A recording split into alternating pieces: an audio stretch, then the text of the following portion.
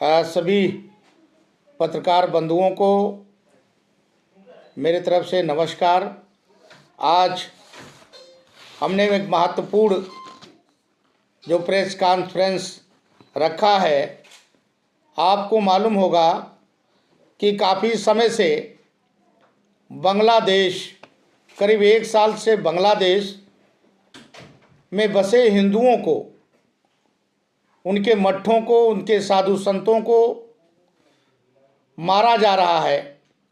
वहाँ के प्रधानमंत्री यूनुस जब से आए हैं, उन्होंने वहाँ के हिंदुओं को ढूंढ ढूंढ के, जिस तरह से ताइवान को मारा जा रहा है, ताइवान में लोगों को मारा जा रहा है, उसी तरह से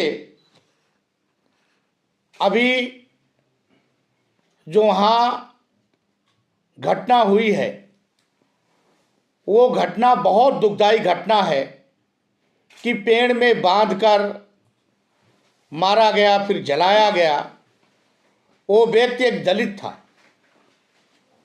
और पिछली बार हमारे नमोशूद्रा समाज की जो मंदिर थी, मुतवा समाज की जो मंदिरें थे, स्ट्रॉन्ग थे, उनको मारा गया, उनके संत को मारा गया।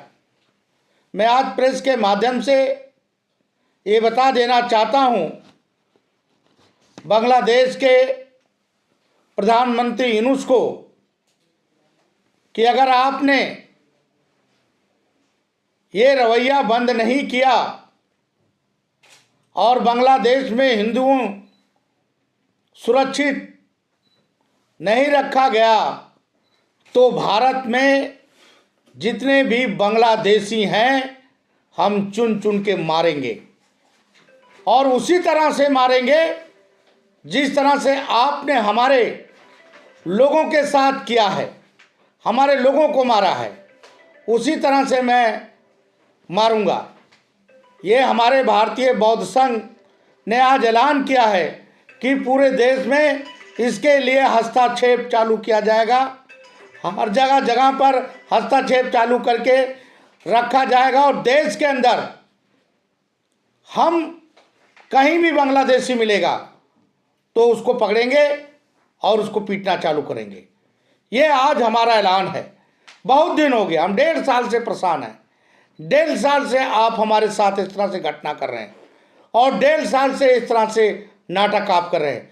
इसलिए यूनुस जी, मेरा ये चेतावनी है, चेतावनी नहीं है, आप फाइनल मानिएगा कि अगर दोबारा बांग्लादेश में इस तरह से घटना हुई तो भारत के अंदर में कोई भी बांग्लादेशी मुसलमान सुरक्षित नहीं रहेगा, ना उसकी मस्जिदें सुरक्षित रहेगी। ये मेरा वादा है। देश को भारत का एक दोस्त माना जाता है, उसके बावजूद मतलब इस तरीके की घटना हो रही है, तो ये क्या मतलब निकलता है इसका? देखिए, बांग्लादेश जब पाकिस्तान था, पाकिस्तान के बाद बांग्लादेश हुआ। बांग्लादेश को हम लोगों ने हर तरह से मदद की। हमारे देश के प्रधानमंत्री ने मदद की।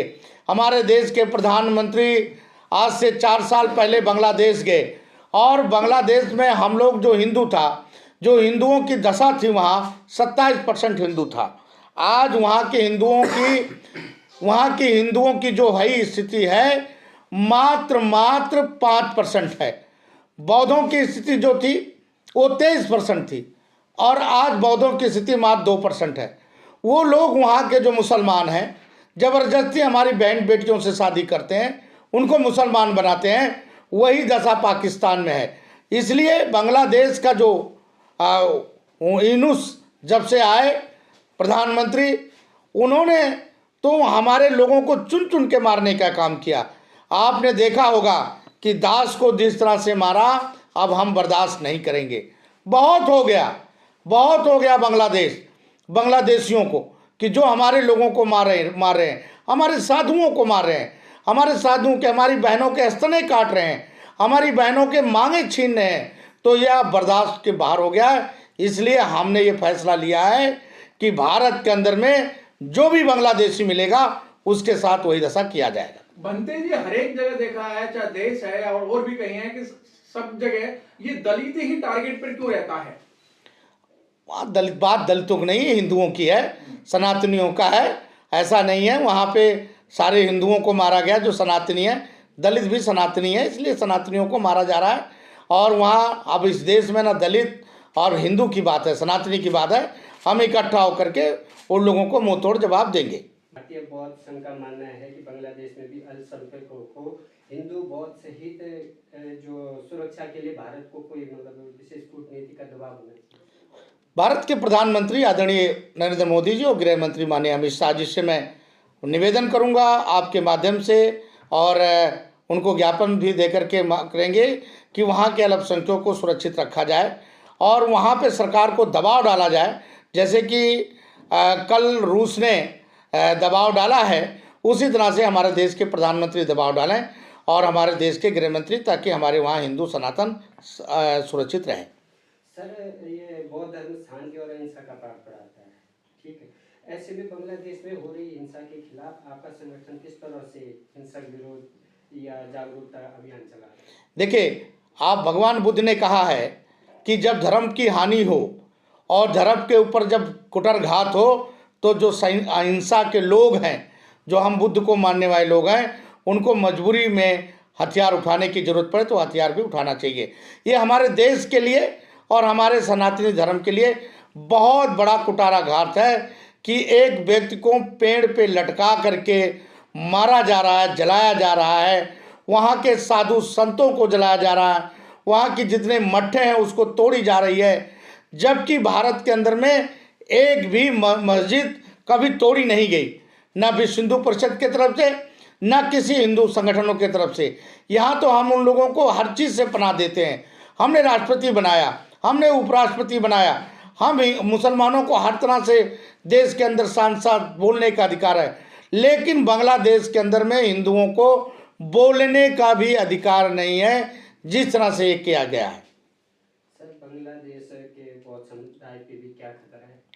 बहुत सारी खतरे हैं। आपको मैंने कहा ना कि वहाँ मठे तोड़ी जा रही हैं, जो हमारी बौद्ध मठ हैं उसको तोड़ा गया, हिंदू मठ उसको तोड़ा गया। अब राधा स्वामी की पिछली बार जो मठे थी उसको तोड़ गया, उनके संत को जान से मार दिया गया। तो ये देश के लिए संविधान है और हमारे देश के प्रधानमंत्री से मैं आग्रह करूँगा कि इस पर तुरंत उनको कार्रवाई करना चाहिए, और नहीं तो भारतीय बौद्ध संघ पूरे देश में आंदोलन छेड़ेगा और जहाँ जहाँ बांग्लादेशी मिलेंगे उनको हम लोग पकड़ेंगे ज़बरदस्ती, और उनके अगर मस्जिद मिलेगी तो उसको भी नुकसान पहुँचाया जाएगा। सर, इस प्रेस कॉन्फ्रेंस के बाद आपका अगला कदम क्या है? मेरा अगला कदम है पूरे भारत में ये माननीय प्रधानमंत्री के नाम ज्ञापन देना और लोगों को जागरूक करना और हस्तक्षेप चालू करना जो बांग्लादेश के खिलाफ। इस पे कोई प्रदर्शन वगैरह कुछ? हाँ, प्रदर्शन, और हम जगह जगह पे प्रदर्शन भी करेंगे जिला स्तर से कि बांग्लादेशियों को भारत से निकाला जाए, और बांग्लादेश के जो रोहिंग्या हैं, मुसलमान हैं, जो देश के सबसे ज़्यादा खतरनाक मुसलमान हैं रोहिंग्या। आपको मालूम होगा इन्हीं रोहिंग्या मुसलमानों को बर्मा के अंदर में जब उन्होंने ड्रामा चालू किया तो वहाँ के बौद्ध भिक्षुओं ने मार मार करके उनको भगाया। तो अब ज़रूरत आ गई है बांग्लादेश के यहाँ के बौद्ध भिक्षुओं को, यहाँ के बौद्धों को वही चीज़ अपनाना पड़ेगा जो बर्मा में अपनाया गया। सर, पहचान कैसे करें कि ये बांग्लादेशी हैं? नहीं, पहचान हो जाती है, उनकी पहचान हो जाती है, पहचान उनको करना तो हमारा काम है।